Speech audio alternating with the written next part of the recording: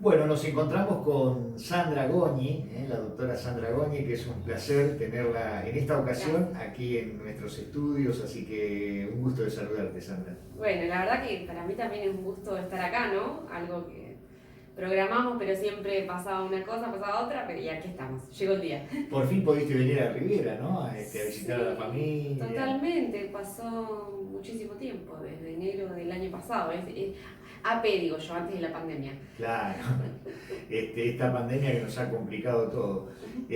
Bueno, ¿cómo lo viste a Rivera? ¿Cómo lo encontrás? Recién hablábamos de que hace 25 años que te fuiste, Exacto. así que bueno, una mirada tuya también es interesante, ¿no? Para quienes por ahí lo ven a Rivera cada tanto. Claro, y siempre hay cosas nuevas para ver, la verdad que bueno, es súper tranquilo, eso está buenísimo también, así que siempre cosas nuevas, novedades, nada, la verdad que está buenísimo siempre venir a pasear y obviamente visitar a la familia y recorrer un poco, ¿no? Salir un poco de la rutina. Ujú.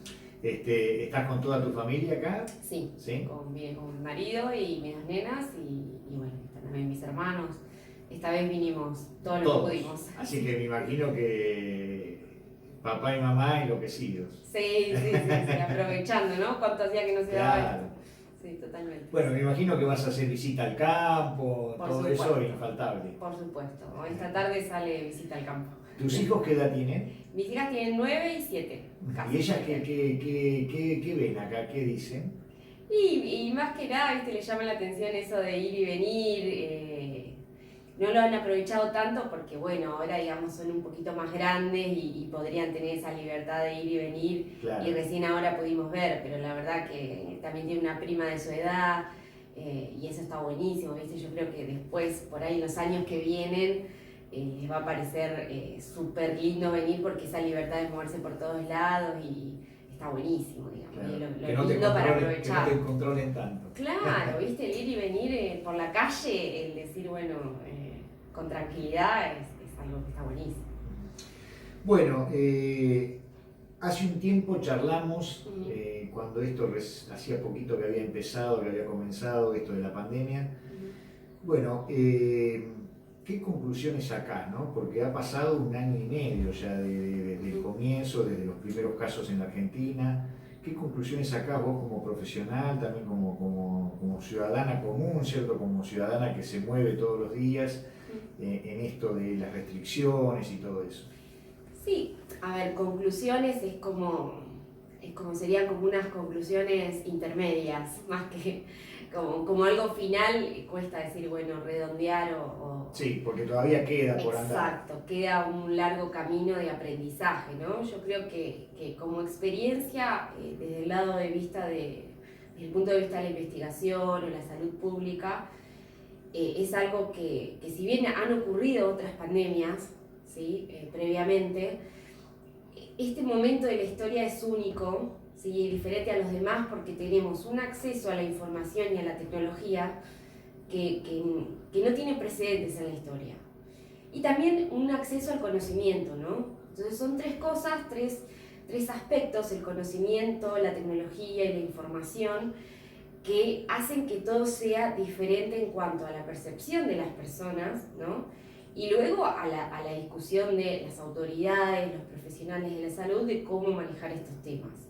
Digamos, son dos condimentos que quizás antes nunca se había tenido que tratar con tanta profundidad en otras situaciones y que se pusieron todos en juego a la misma vez en este contexto. Algo muy positivo para rescatar de esta situación es que justamente todas esas cosas hizo que se formen mesas, o sea, mesas de gente sentada en las mesas, de distintas profesiones, de distintas vertientes, ¿sí? Que han podido intercambiar sus saberes o sus aprendizajes, ¿no? Sobre esto y construir, digamos, una idea y un abordaje en común para esta situación. Porque vimos que todo el mundo, y literalmente todo el mundo, hemos pasado más o menos por las mismas cosas, ¿no? Que aún, no sé, en América, teniendo el diario del lunes, como podemos decir, de lo que iba pasando en Europa, nos volvía a pasar lo mismo. Entonces, bueno, evidentemente no hay nada como la experiencia propia, eso desde ya, y bueno, y yo creo que esas mesas que se formaron han aportado mucho a a los abordajes que se han realizado. Que bueno, en algunos casos han sido más acertados y en otros casos menos acertados, ¿no? Digamos, lo más lamentable que podemos recordar ahora o tener un reconocimiento son las personas que han fallecido y las personas que han sufrido alrededor de perder seres queridos con esta enfermedad. Entonces decís, bueno, no sé, por ahí como se suele discutir, ¿y por qué no trajeron más vacunas antes o en otro momento o se aceleró? Realmente es lo que sucedió, ¿no? La cuestión de las vacunas es una cuestión política, geopolítica, que vemos día a día cómo se va transitando. Inclusive por estas horas se ha conocido un documento, ¿cierto?, a través de un mail en su momento, donde se reconoce, ¿cierto?, que esta compra de vacunas a Rusia principalmente tuvo que ver justamente con lo geopolítico, no negociar Sin con duda. Lo que se venía diciendo desde hace un tiempo y bueno, que hoy se confirma, ¿no? Sin duda, si miramos hoy el mapa de cómo están distribuidas las vacunas en el mundo y quiénes pudieron acceder a un tipo de vacuna u otro tipo de vacuna, es un análisis geopolítico. Obviamente, quienes tienen la vaca que da las vacunas, primero las van a tener para ellos y luego las van a distribuir a los demás. Negociando, ¿no? Obviamente, porque ahí es un negocio de las farmacéuticas. ¿Pudo estar el error en no abrir el abanico de compras? Porque la verdad es que cuando transitábamos el año pasado la pandemia todavía con una vacuna que no llegaba, porque estaba todo en investigación, nadie sabía muy bien cuál era la primera vacuna que iba a surgir, ¿no? Claro. Se hablaba de la de Oxford primero, después apareció Sputnik, después aparecieron las norteamericanas, pero por ahí el error estuvo en no abrir el abanico, ¿no? Decir, bueno, no me comprometo con nadie, abro el abanico y cuando salgan las vacunas, lo que venga. Claro, en un principio se abrió el abanico, pero hay cuestiones también legales y por sobre todo también monetarias, ¿no? O sea, las cuestiones legales de lo que es las compras del Estado y demás son muy complejas. A trabajar en una universidad que es como una representación, digamos, Sí. más pequeña de ese Estado, sabemos que son complejas esas cuestiones. En un principio sí, todas las negociaciones estaban abiertas, después cuando avanzaron, no sé, con Sputnik en primer lugar, se siguió por ese lado, pero no se cerró las puertas, pero fíjate que recién ahora se cerraron y se redondearon las cuestiones legales en torno a Pfizer y a Moderna. ¿Sí? Sí. Se aseguraron la distribución a los países que ellos querían y necesitaban y después abrieron, digamos, las otras opciones. Qué sé yo, es como un juego de tire y afloje, ¿sí? Donde se fueron viendo distintas cosas y bueno, y sí, hoy tenemos el ritmo de vacunación que hubiésemos querido hace unos meses. Se hizo bien, se diagramó bien el cronograma de vacunación en el país. ¿Vos cómo lo ves como profesional? Sí, para mí en ese sentido sí, porque se fueron abordando, digamos, las poblaciones más vulnerables en primer lugar. Entonces, incluso ahora, fíjate que se abrieron las inscripciones para los jóvenes de 12 a 17 y de todas maneras, primero se van a abordar a aquellos jóvenes que tienen comorbilidades, o sea, que tienen otras enfermedades que Claro. en caso de tener la enfermedad se complique el cuadro. Entonces, esos son los primeros. Y ese fue el orden y el criterio para todos los rangos etarios. Me parece que está bien sostenerlos, ¿sí? Primero protegimos a quienes pueden tener los cuadros más severos, fallecer en el transcurso de la enfermedad y bueno, y después vamos por todos los demás que tienen menos riesgo. En general siempre se hace así. Fíjate que la vacuna de la gripe también se da a esos grupos. Sí. Se da a los grupos Está vulnerables. destinada primero a las personas Exacto, mayores. claro. O sea, si miramos hacia adelante, debería en un futuro mediano, por decirlo de alguna manera, COVID debería ser así también quizás. ¿Sí? Que las vacunas sean para los grupos vulnerables. Probablemente va a ser así, ¿no? Seguramente, porque ya va a haber una inmunidad poblacional que digamos que soporte que el virus no tenga el éxito que tiene ahora en diseminarse en el ambiente. Entonces va a haber una inmunidad poblacional que no va a generar tantos casos anuales, por más que va a haber muchos casos anuales, porque de hecho de gripe hay muchos casos anuales. Sí. Que inclusive me imagino yo, no sé cómo lo ves vos, también está un poco como opacado, ¿cierto? Lo que es gripe común o gripes por esta enfermedad, ¿no? por este virus. Claro, eso es un doble fenómeno, digamos. En general, cuando hay virus nuevos, ¿sí? Que surge en una población, como se encuentra con una población que no tiene inmunidad, que no tiene resistencia, se desparraman muy rápidamente, ¿no? Y no dejan que los otros virus que ya de trayectoria previa hagan su laburito. Y fíjate también que el tema de los cuidados hizo también que bajen mucho los contagios de todo tipo de enfermedades e infectos contagiosas. ¿Sí? Uno, qué sé yo, uno observa, por ejemplo, que hoy están faltando las segundas dosis de Sputnik, ¿no? Que es creo que la gran preocupación de la gente, sobre todo porque aquel que tiene una dosis puesta está a la espera, sí, con y ansiedad, tiene una gran incertidumbre, ¿no? Hay más de 6 millones de personas, creo que están vacunadas con una dosis. Quizá el hecho de que se solucione este problema, o a lo mejor, yo no sé si se va a solucionar con las segundas dosis de Sputnik, no sé qué va a pasar con eso, pero si le aparece por ahí la posibilidad de vacunar con otra vacuna, dar segundas dosis con otra vacuna que se pueda combinar, esto seguramente también va a tranquilizar a la población, ¿no? O sea, una vez que también nos tranquilicemos todos y que un gran porcentaje esté vacunado, creo que también después vamos a entrar en una tranquilidad, ¿no? Totalmente, otro ritmo completamente diferente al que por ahí tienen algunos países de Europa hoy en día. Ojo, no todos, digamos. Y si vamos a ver un ejemplo de lo que fue una vacunación exitosa y contundente, es Israel. Sí. ¿No? No Sí, es sí. ni Francia, ni Inglaterra, ni ninguno de esos países, ¿no? Que recién ahora están en esa situación, quizás. Entonces, yo entiendo, obviamente va a haber mucha ansiedad por las segundas dosis, pero bueno, a la vez que se espera y se está reclamando las segundas dosis en el país de origen, tenemos un laboratorio acá mismo que las está produciendo.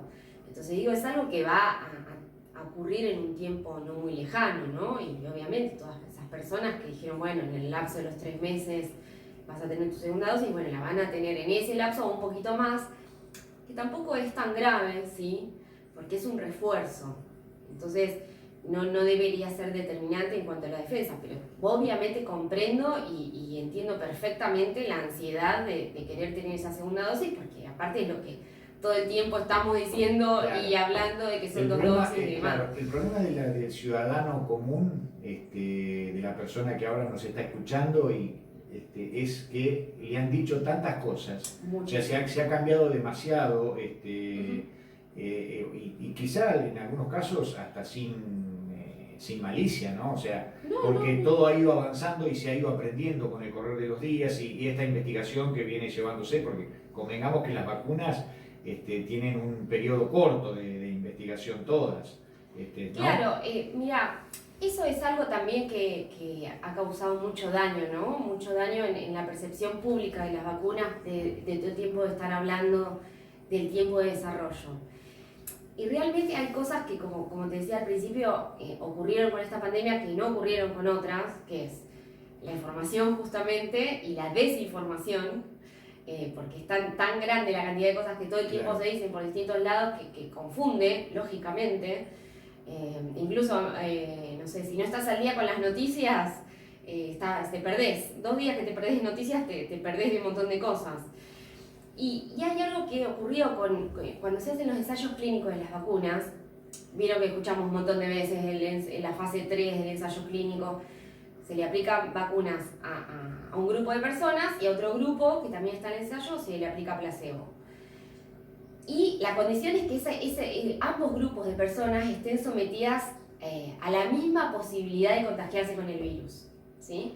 Entonces, algo que tuvimos con este virus, que no tuvimos quizás con otros, es que todo el planeta estuvo con muchas posibilidades de contagiarse del virus, claro, durante periodos muy largos de tiempo. Entonces, si vos querés estudiar otras enfermedades infecciosas, esa situación no es lo más común, ¿sí? ¿Por qué? Porque son enfermedades que por ahí surgen de forma estacional muy marcada, entonces, no sé, las puedes estudiar solo en verano o solo en invierno, y de repente hay algunas enfermedades que se comportan más erráticamente, que tienen brotes azarosos. Por ejemplo, no sé, si querés estudiar la vacuna del dengue, que hace años que se está estudiando, ¿sí?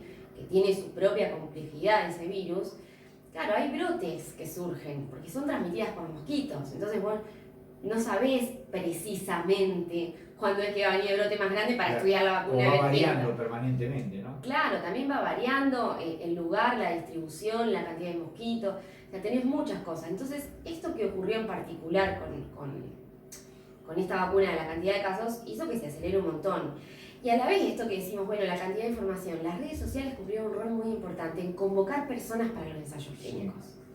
Un montón de personas se anotaron. Siempre ha habido mucha respuesta de la gente con muchísima respuesta con eso. Y bueno, y obviamente que tenés una comunidad científica mundial que dejó todo lo que estaba haciendo y se pasó a COVID. Entonces, todos los desarrollos, no sé, la gente que trabajaba con, por ejemplo, Sputnik, el desarrollo de tipo Sputnik, eso no es que dijeron, ay, hacemos esto de un día para el otro. Son desarrollos que se venían haciendo hace muchísimo y de hecho tienen aprobada una vacuna para MERS, que es otro coronavirus del Medio Oriente, y para ébola, ¿sí? Pero que, claro, son vacunas que se aplican a poblaciones muy específicas dentro del mundo, ¿no? Porque si te países que están comprometidos con eso. Exacto, que están afectados por esas enfermedades infecciosas. Entonces, hay muchos trabajos previos, mucho conocimiento previo que te sirve de base para encarar esto con otro conocimiento, ¿sí? Entonces, vos decís, bueno, cambio esta plataforma para este virus y en poco tiempo. También seamos realistas, no hay mucho dinero detrás de esto. Obviamente todos también van a meterle pata en los desarrollos. Digo, tenés las cosas, sabés que hay un montón de dinero detrás y bueno, vas a mandar todo. Sí, es como todo, ¿no? Está también la parte del negocio en todo esto. Lógicamente, imagínate que es un negocio. Vender vacunas a todo el planeta cierra por todos lados. Es tremendo. En el caso de ustedes, ¿qué ha pasado en este tiempo también para justamente, ¿no? Los desarrollos científicos, en qué están trabajando? Sí, mira, bueno, en particular, yo cuando terminé la carrera de grado me dediqué al posgrado, al doctorado, y ahí digamos que surgió mi especialización, si quieren, en virología. Trabajé con otro virus que nada que ver, el virus Junín de la fiebre hemorrágica argentina, bien de ciencia básica. Desde que surgió esto de la pandemia dejé mi lado de investigación ahí guardado y me dediqué al diagnóstico. Porque justo surgió, digamos, un diálogo entre el Ministerio de Salud de la Provincia de Buenos Aires y la universidad, que estaba buscando la Provincia de Buenos Aires, cuando empezó todo, buscaba lugares para descentralizar el diagnóstico, ¿sí? Tener en todas las zonas sanitarias de la provincia lugares, laboratorios para que hagan el diagnóstico. Bueno, y entonces ahí la universidad se puso a disposición y generamos este espacio para hacer el diagnóstico. Y bueno, y sigo ahí, digamos, porque seguimos haciendo el diagnóstico. Claro, estoy en esa tarea que tiene una logística enorme, ¿sí? Porque es recibir muestras, es toda una logística, digamos, de orden, de información y de reporte de esos resultados, que es una logística enorme, que bueno, obviamente, hoy estoy acá súper tranquila. Si recuerdo cuando hablamos por teléfono hace un año, no sabía ni dónde estaba parada, ¿sí? Porque era todo jornadas enormemente largas, demasiada información nueva, demasiada responsabilidad, todo eso. O sea, yo creo que cada muestra que llega al laboratorio y se le tiene que dar un reporte de resultado negativo es una responsabilidad enorme, ¿sí? Porque le está diciendo que es detectable o es no detectable para este virus a una persona. Y en eso se juegan un montón de cosas. Entonces, bueno, eso es enorme, esa responsabilidad. Pero bueno, es una experiencia súper rica, que me ha dejado un montón de cosas, pero bueno, en sí, en investigación propiamente dicha, no trabajé, ni estoy trabajando, pero bueno, tenemos relaciones con todos los centros que por ahí nos envían muestras, con otros grupos para pensar, no sé, por ejemplo, tenemos del Hospital de Quilmes, que nos mandan las muestras. Ellos siempre están muy interesados en ver cómo es la distribución de los casos, sea por sexo, por edades, por severidad, el vínculo que tiene eso con los resultados que da la PCR. Entonces ahí hay como un ida y vuelta que es muy interesante, donde se discuten cosas, se piensan, se repiensan, se revisan con la bibliografía. Después también estamos vinculados con el proyecto País, que es el que secuencia todas las cepas que andan dando vueltas. Bueno, no son cepas, son todas las variantes que andan dando vueltas. Entonces todo el tiempo, digamos, pensamos qué muestras mandarles para tener como un conocimiento de lo que anda circulando en el municipio y en la zona, ¿no?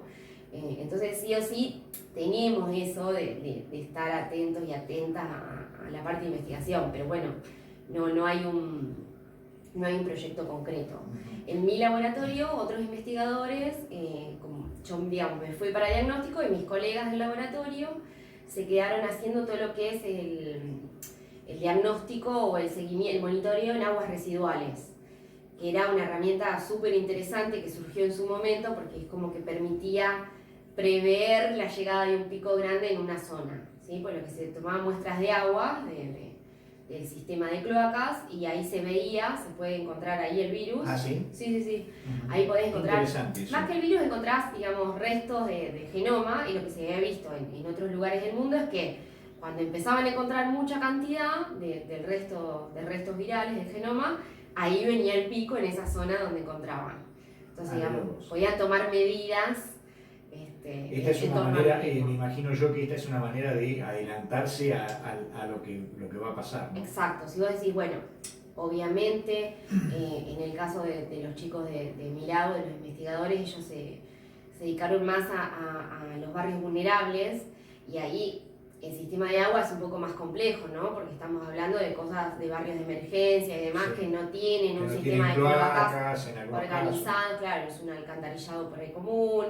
Digamos, no tiene una estructura muy grande, pero permitía un poco prever eso y, digamos, bueno, tener, digamos, un monitoreo, un control más de cerca, no sé, aumentar la cantidad de hisopados, el aislamiento y todo eso en esos barrios. El Estado ahí hace caso a esos números, trabaja directamente con esos números.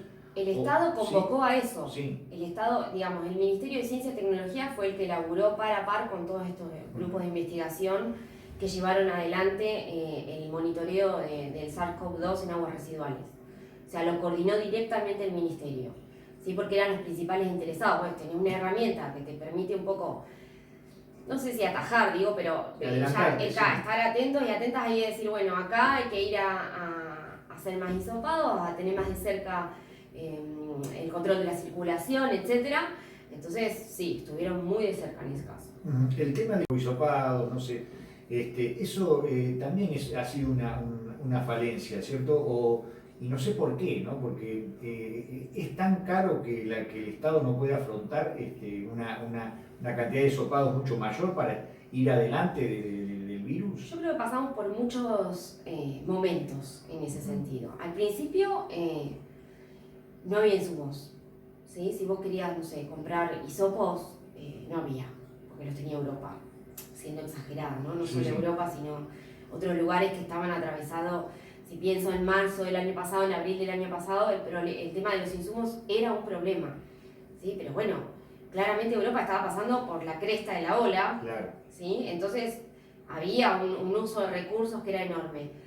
Y después tenés ahí un fenómeno de lo que decíamos en las vacunas de hoy, pero hay muchas otras industrias que hacían cosas parecidas, dejaron lo que estaban haciendo y se volcaron a hacer... Se volcaron a la pandemia. Otro tipo de insumos, o sea, barbijos, guantes, elementos de protección personal de todo tipo, los hisopos, los tubos para los hisopados, miles de cosas. Hubo muchas industrias que se volcaron a eso, entonces ahí, digamos, superamos esa parte de los insumos. Eso demoró, claro, demoró un tiempo hasta la logística, ¿no? Claro.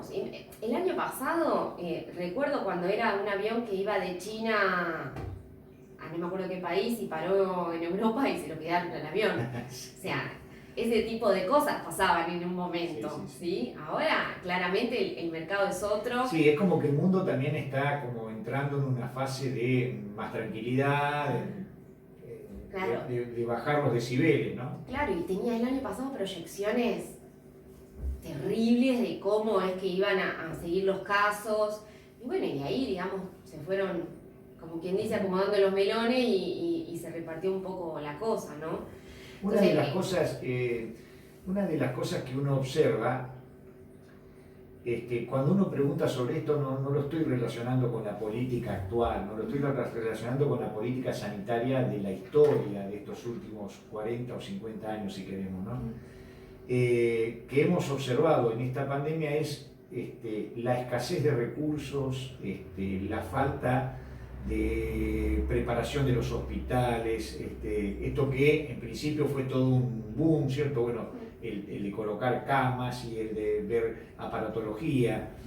¿Vos crees que la pandemia va a dejar un mejor sistema de salud en la Argentina en ese sentido, o que cuando pase la pandemia nos vamos a dar cuenta que muchas de las cosas que se han hecho en emergencia y que después, bueno, se van a tener que descartar? ¿Qué es lo que ven ustedes, ¿no? También, ¿no? ¿Qué es lo que hablan ustedes? No, yo creo que quedan, muchas cosas quedan. En lo cuanto a lo que es infraestructura, muchas cosas quedan. Mucho conocimiento queda. Porque bueno, hay no sé, en el caso de Quilmes o por ahí, los lugares donde hay mucha mayor cantidad de habitantes, o sea, la pasaron fulero. Nosotras laburamos con enfermeras hablando que cargan datos y demás, todas llorando todo el tiempo, o sea, muy angustiante toda la situación. Entonces esas mejoras y por ahí esos cuidados van a quedar muy grabados y muy instalados. En lo que es, y bueno, y el año pasado hubo mucha dedicación de parte del gobierno provincial, del Estado provincial, para no decir que es el gobierno, ¿no? Del Estado provincial, el Estado nacional, a mejorar infraestructuras. Ahora depende de las políticas que vienen que se sostengan esas infraestructuras, ¿no?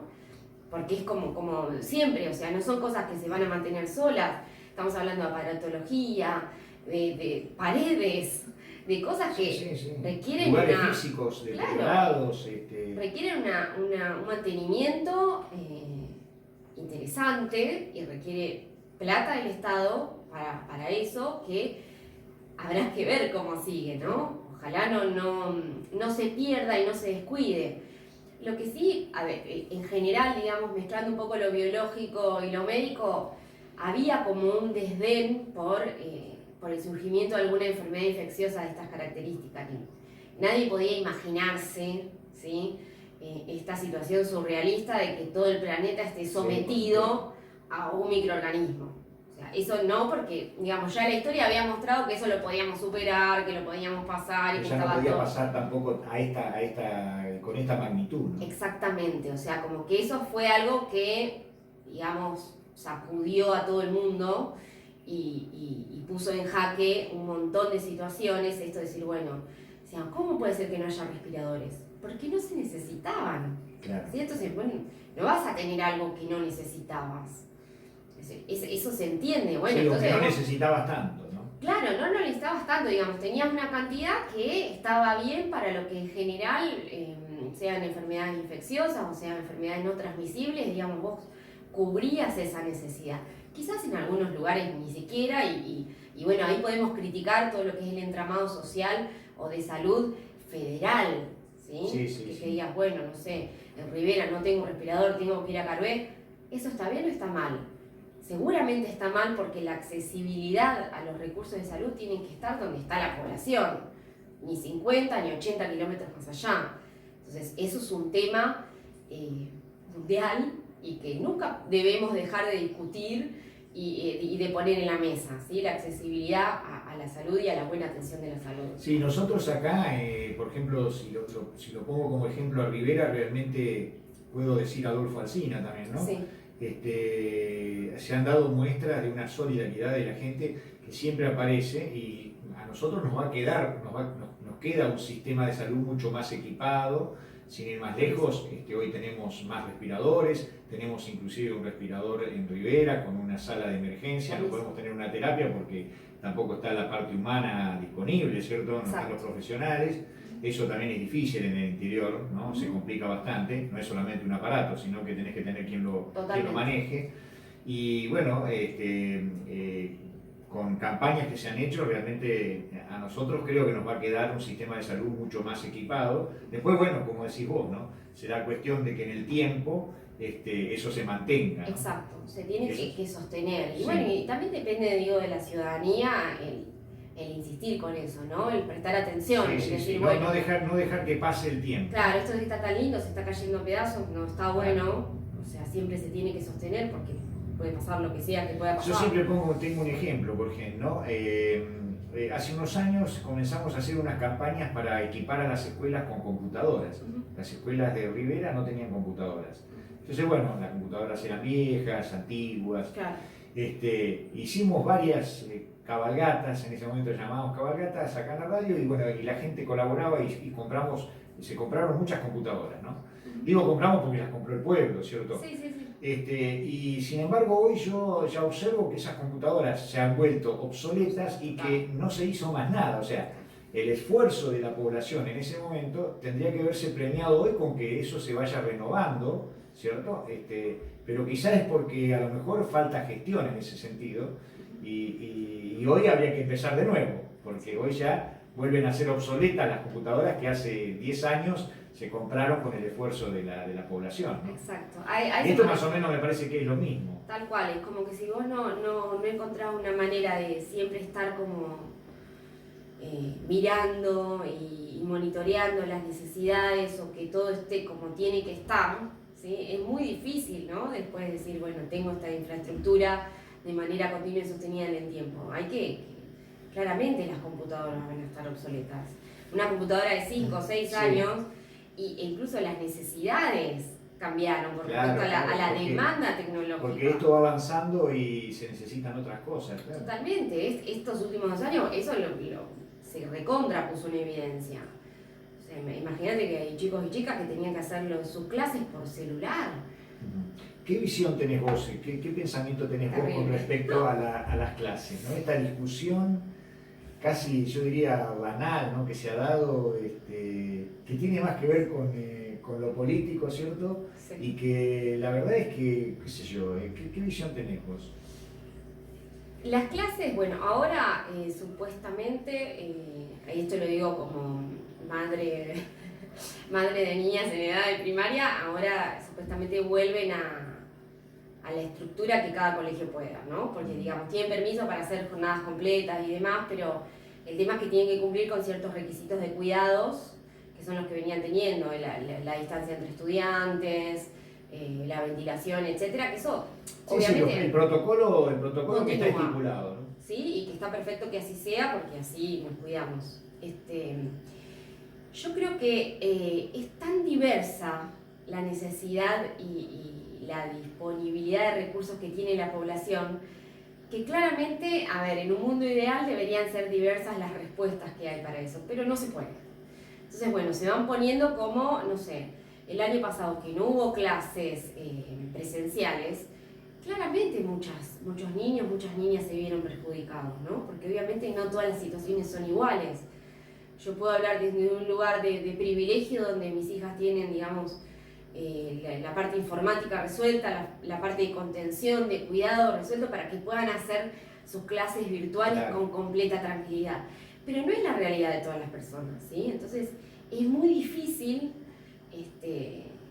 ponerse en esos lugares. Entonces ahí, bueno, el Estado claramente tiene que responder a esas necesidades. Y hubo todo un año para eso analizarlo, cuantificarlo y demás, ¿no? Y después vienen, digamos, las actitudes de egoísmo de algunas personas que no se pueden poner en lugar de otras, las mezquindades personales. Digo, tenés un abanico de cosas. Del Estado claramente no se puede dejar contenta a todas las personas porque las políticas no son personalistas, sino que son políticas colectivas. Entonces se trata de cubrir las necesidades de la mayoría de la población, ¿no? Entonces, bueno, hubo algo muy claro en un principio del año pasado que había que cuidarse porque no había un sistema de salud que pueda responder a lo que pasaba en otros lugares del mundo. Bueno, listo. Este año la situación es otra. Entonces hay que responder de distinta manera. Claro, yo siempre digo que en la Argentina se generaliza con todo, ¿no? Es como que hay un vicio de generalizar, y en esto entran las medidas también, ¿no? En un país tan diverso, o en una provincia como la nuestra, la provincia de Buenos Aires, tan compleja en lo que es el conurbano bonaerense, ¿cierto? Con todas sus cosas, sobre todo con la superpoblación que hay. Y tan distintos que somos en el interior, ¿cierto? Y sin embargo las políticas muchas veces van orientadas a una generalidad que termina perjudicando por ahí a sectores que no deberían haber sufrido esto, porque qué sé yo lo digo humildemente, no sé, capaz que estoy equivocado, digo, ¿no? Pero qué sé yo, una localidad como Rivera, de 2.000 habitantes, puedo poner otra de menor cantidad de habitantes, Villa Masa, que tiene 2.000, San Miguel Arcángel, que tiene 700, 600 personas. Tampoco hubo clases, o sea, no todo el tiempo, pero Y siempre uno aclara, ¿no? No es que no hubo clases totales, hubo clases virtuales sí. donde hubo un trabajo de los docentes, siempre eso Muchísimo trabajo, claro, muchísimo quizás peor docentes. que el otro, ¿no? Pero quiero decir, las famosas clases presenciales que necesita el niño, ¿no? Que necesita el chico. Y por ahí yo lo veo de ese lado, no sé vos qué pensás, ¿cierto? No, totalmente. Ahí es donde digo, las demandas son diversas en ese sentido, ¿no? No todas las situaciones son iguales. Se debería por ahí haber pensado en estrategias de zonas sanitarias, porque la provincia está toda dividida en zonas sanitarias. Claro. Entonces, y hay un control, digamos, y un monitoreo de casos graves y demás con respecto a las zonas sanitarias. Pero bueno, esto lo vemos hoy, ¿no? Es como esto, lo vemos hoy y decimos, miramos para atrás y debería haber sido diferente en ese sentido. No tenía sentido una cuarentena total en ciertos momentos y no tenía sentido que los pibes y las pibas de esta zona sanitaria no tengan clases y no tenían casos. Vos sabés que yo o ir manejándolo con eso, ¿no? Porque ese es el indicador. Claro, yo lo del año pasado lo comprendo. Porque el año pasado la verdad que teníamos miedo todos, ¿no? Los primeros 3-4 meses fueron terribles. Yo confieso que yo tenía miedo, yo no iba a la casa de mi mamá, ¿cierto? No, lógico. Iba y le hablaba desde afuera, desde la vereda, ¿no? Cuando no teníamos ningún caso acá, ¿no? Claro. Pero entonces uno tiene que entender eso, ¿cierto? Que me parece a mí que le pasó a todo el mundo, ¿no? Esta cosa del temor y bueno, lo que por ahí preocupa es el después, ¿no? Es decir, bueno, una vez que tenés la experiencia, que ya, y por ahí uno ve que a veces se siguen cometiendo los mismos errores, ¿no? Pero bueno, pasará. Sí, a mí me parece que es válida la demanda y ahí por ahí hay que usar las representaciones locales que tenemos, ¿no? Nosotros tenemos representantes, Rivera debería tener concejales, el municipio de Alfonsina tiene concejales. Tiene. Y todos los canales, bueno, digo, esa representación tiene que ser utilizada. Yo soy, en ese sentido, digo, cuando hay cosas que son muy específicas, hay que usarlo, porque, digamos, trabajan para nosotros.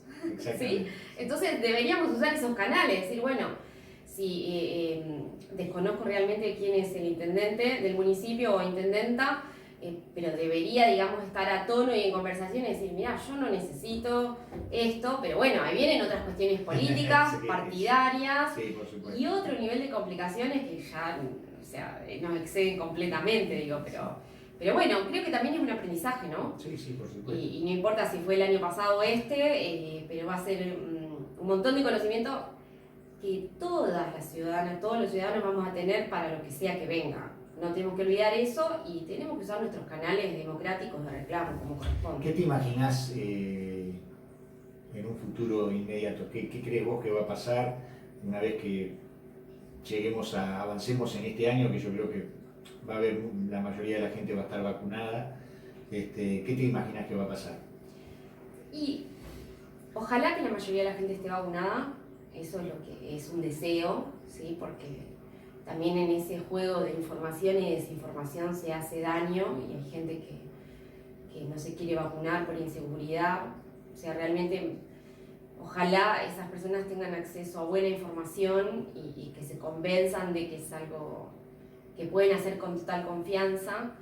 Y realmente cuando un porcentaje alto de toda la población esté vacunada, ahí podemos pensar en esa nueva normalidad, porque ahí va a ser nueva en otro sentido, ¿no? Esa nueva normalidad donde vamos a haber ganado la experiencia de haber transitado esto. Ojalá que hayamos ganado el cuidado propio y el cuidado de las otras personas.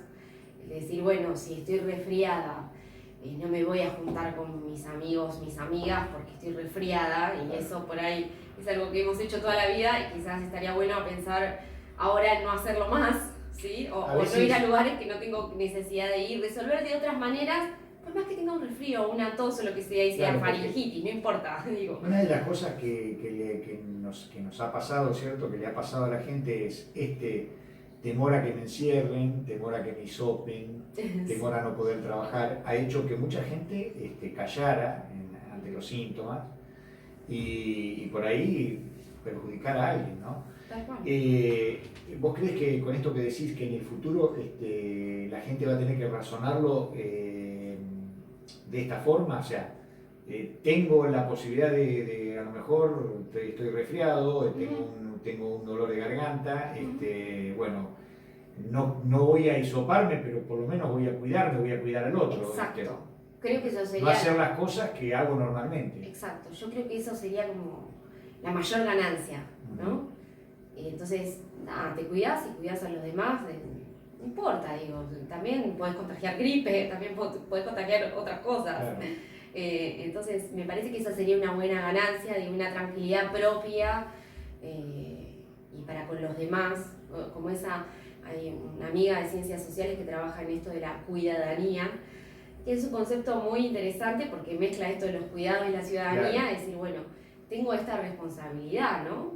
Entonces, esa responsabilidad de no ir a algún lugar, ¿no? Está bien, nos juntamos en Cristul, pero mejor no voy porque me pasa esto, tengo esto que no me pasa comúnmente y me pasa, bueno, no voy, mando un mensajito, me juntaré otro día. Y eso también tiene que ir de la mano con el me voy a vacunar, porque esa también es una responsabilidad individual y colectiva, ¿sí? Porque si no nos vacunamos en todo el porcentaje que necesitamos para esa inmunidad de rebaño, para esa inmunidad que realmente va a proteger y a servir de paraguas para toda la población y cuidar a aquellas personas que por H o por B no se pueden vacunar, ¿sí? Tampoco sirve, ¿sí? Porque si quedamos por debajo de ese porcentaje que necesitamos, no nos va a terminar de servir. Entonces no vamos a poder pasar realmente al paso siguiente.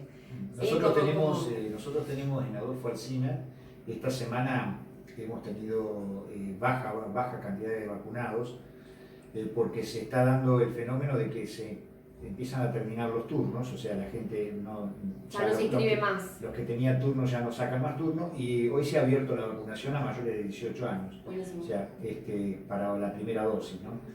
Entonces está pasando esto, ¿no? Que hay, me decían, alrededor de 2.000 personas en el distrito en condiciones de vacunarse y que se está esperando que se vayan a vacunar. Está bien, pero ahí en ese sentido me parece que no hay que esperar, hay que tomar acciones. Sí, van a salir a vacunar y eso. Convocar, conversar, porque si la gente tiene dudas, y está bien que las tenga, porque es esto que decimos, hay tanta avalancha, tanto barullo en la cabeza, hay que sentarse a conversar y sacar las dudas. Decile a la gente, decile a esa gente, vos que tenés autoridad para eso, invitarlos a vacunarse. No, completamente. Yo soy una convencida de que la vacunación, o sea, la historia no hizo más que demostrar una y otra vez que la vacunación es la herramienta más poderosa para luchar contra las enfermedades infectocontagiosas, ¿sí? Entonces, no hay dudas de que es la mejor herramienta. Y se ve en distintos lugares del mundo, en distintos países donde han avanzado enormemente con la vacunación, cómo cambió el panorama, ¿sí? La cantidad de personas que fallecen ha disminuido enormemente y por ahí no así la cantidad de contagios o también la cantidad de contagios. O sea, hay como distintos panoramas, pero la situación es completamente diferente. Digo, no hay evidencia más fuerte que esa, es decir, bueno, los países que avanzaron un montón con la vacunación, es completamente diferente el panorama. Entonces es una herramienta muy poderosa que ha funcionado una y otra vez. O sea, podemos pensar y ir para atrás en un montón de epidemias, poliomielitis, por ejemplo, ¿sí? Sí, por ahí la gente más grande se acuerda de los casos de poliomielitis, los graves que fueron en este país. Y lo que fue contundente y rotundo ahí fue la vacuna. Fueron vacunas y que se hicieron en ese momento. Se habían hecho hacía pocos años, tampoco es que tuvieron tantos años de desarrollo. Digo, entonces por ahí un poco indagar en la historia, en conocer qué fue lo que pasó con esas otras enfermedades, y vamos a ver que en todas lo que marcó el fin de esa enfermedad y el comienzo de una nueva situación de convivir con esa enfermedad fueron las vacunas. Y en ese sentido, y las invito a que vean, tenemos un perfil de Instagram muy modesto que se llama Habitar con Salud, donde este cuatrimestre que pasó, yo soy profe en la universidad en una materia que se llama Salud Pública y Ambiente, y estuvimos trabajando con mis estudiantes específicamente en piezas comunicacionales que cuenten un poco esto. ¿Sí? Un poco de decir, bueno, nos enfocamos en tres cosas. Una, en la historia de las vacunas, otra un poco los mitos o las creencias y las evidencias que hay con respecto a los mitos, con respecto a las vacunas, y los cuidados que tenemos que seguir teniendo mientras avanza la vacunación. Entonces un poco de esa información, porque sabemos que la gente tiene dudas, ¿sí? Entonces sentimos una responsabilidad enorme como profesora de la universidad, como estudiantes de la universidad, de tratar de comunicar lo mejor que podemos, lo que sabemos. Entonces, bueno, ahí hay un montón de herramientas lindas que están buenas incluso para profes, para compartir en el aula, lo pensamos así. Sandra, ¿vos estás vacunada? Sí, yo me vacuné con Sputnik, por trabajar en diagnóstico. ¿Tenés las 2 dosis ya? Sí. ¿Tuviste COVID? Tuve en julio del año pasado, pero de una forma muy leve, así que no es que tuve un cuadro, viste, Bueno, vos tuviste COVID, tenés 2 dosis de vacuna, yo tuve COVID, tengo 2 dosis de vacuna. Sí. Estamos tranquilos, aquí estamos acá, estamos manteniendo la distancia, ¿cierto? Porque estamos haciendo esto también en imágenes y van a ver que estamos sin barbijo, pero Estoy hisopada el lunes. Estamos al 1,5 metros, ¿cierto? Pero bueno, esto es lo que me parece a mí es el mensaje, ¿no? Es que esto es lo que hace la vacuna, tener la tranquilidad, no que no te vas a enfermar, porque probablemente nos podemos contagiar, ¿no? Pero sí tenemos, por lo menos en principio, la tranquilidad de estar vacunados, bueno, de haber tenido COVID y gracias a Dios haberlo pasado dentro de todo bien. Así que bueno, ese es el mensaje, ¿no? Que la gente se vaya a vacunar. Sí, totalmente. Para mí la frase que redondea esto es la que dijo mi nena de 6, casi 7 tiene, que dijo, mamá, pero este virus, o sea, estamos hablando de algo, este virus, no sé qué. Digo, pero este virus, yo le toda la catarata, el año pasado, ¿no? No, pero yo te digo, cuando este virus sea normal. Claro, bueno, a eso es lo que tenemos que apostar, que este virus sea normal en algún momento. Entonces, lo más fuerte que podemos hacer es vacunarnos, ¿sí? Hacerlo normal, que ya no tenga la exclusividad ni la prensa que tiene, ya está, se terminó, que sea normal. Y que se terminen los miedos, ¿cierto? Que empecemos a tener el respeto que tiene que todo virus y toda enfermedad. Totalmente. ¿Cierto? Pero no ese miedo que nos ha paralizado en muchos momentos y que preocupa tanto a la gente, ¿no? Que la tiene tan ocupada en su cabeza, ¿no? Con esto de no salir, de no poder hacer esto, de no poder hacer lo otro, que creo que por ahí pasa la cosa. Sandra, un placer enorme. Bueno, gracias. Hemos hecho, creo, una linda charla, así, media entre casa, entre riverenses. Sí. Así que me gustó mucho y bueno, gracias por este tiempo, porque sabemos que estás de vacaciones y estás de visita y bueno. La radio aparte es lo mejor del mundo, así que siempre que tenga oportunidad vendré a la radio, hablaré con la radio, lo que sea, me encanta. Bueno, un gustazo. Bueno, igualmente, muchas gracias. Bueno, muy bien, Sandra Goni.